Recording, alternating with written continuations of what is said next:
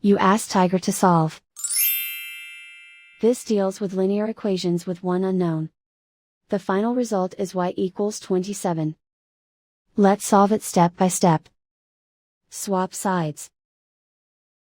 Isolate the y.